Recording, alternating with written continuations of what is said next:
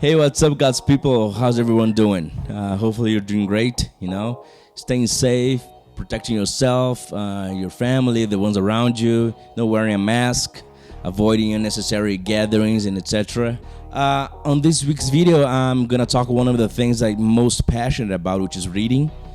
I'm not gonna tell a story how I started reading or something like that. No, but I am gonna give you tips, at least things that work for me. About how to stay consistent with your reading, because I think most people, they start a book but they do not finish because this consistency thing is very complicated for some people. So today that's basically what I'm going to talk about. And before I go any further, thank you so much for watching this video. And if you're one of those 10, 12 people who have been following me here because you enjoy the content, thank you so much. Remember to give it a thumbs up and also subscribe to my channel.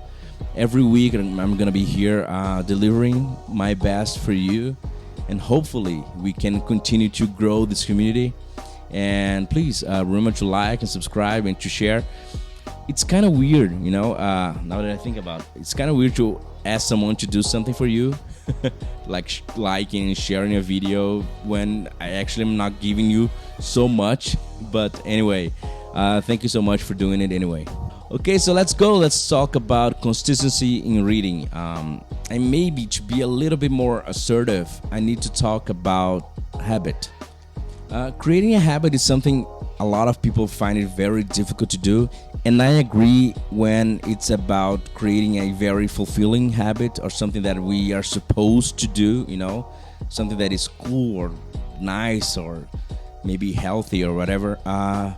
Whilst creating bad habits is very, very easy to do.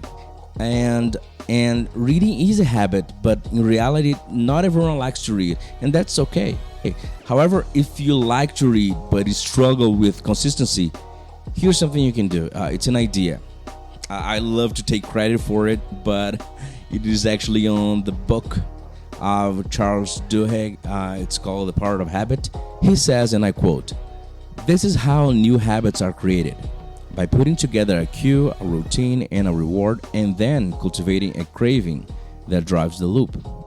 For me, it kind of works like this. This cue he talks about is like the trigger that gets me the mindset that I need to do in order to fulfill that task. And by doing it more and more, then comes the moment for the reward. Let me be more specific. I don't enjoy doing the dishes. Maybe it's because it's like a never-ending thing, or because I have to do it like twice a day and it bothers me. I do, however, like to see the house and the kitchen clean and organized, and doing the dishes is part of that. On the other hand, watching YouTube videos or reading books on my Kindle are things that I really like doing. So for the creation of this habit of doing the dishes consistently, I use the reading books and watching YouTube videos as a reward. So I do the dishes, and only after I'm done with the dishes, I start reading or start the YouTube videos, which helps create the loop that Silas Duhigg talks about in his book. The one thing I must say, it has to be carefully thought before coming up with a reward is this. If your reward is not fulfilling, or maybe it's even a bad habit, this whole thing can backfire. As an example, let me use this. You want to be more consistent on going to the gym, which you hate doing it, and I understand. But bathing suit season is kind of close, and you want to drop those last 2 or 3 kilos, to look good during summer. But you hate going to the gym, I understand. So you decide to give yourself a treat. After you go to the gym, on the way back, you stop at Dunkin' Donuts or Tim Hortons.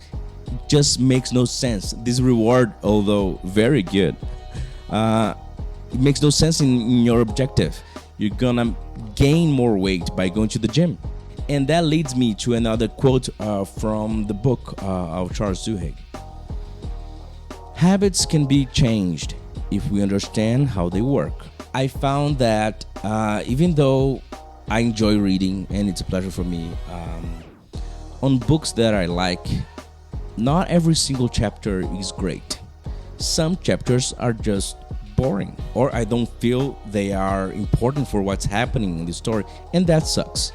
But because reading is something that I enjoy and I like, I don't feel obligated to finish a book on that day, I take my time. I know that the consistency that I already have, I can get through that book and those chapters eventually. Maybe reading for 5 minutes a day and then 10 minutes the next day, it's a great way to create a habit. And with that habit, the consistency. Don't feel like to create a consistency to read more in 2021 or for the rest of your life. You need to dig in a book for hours. That doesn't actually help.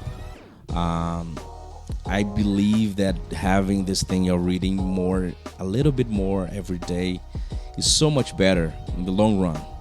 You don't need to stop what you're doing and go through that book that day. I found that the everyday thing is so much better than the one-time thing. Okay, but in more practical terms, what can you do? If having a consistent reading habit is something you aim for this year, just grab a book and start. You probably have a book at home and you can just start reading slowly. Take 5 minutes. For example, you're watching this video right now.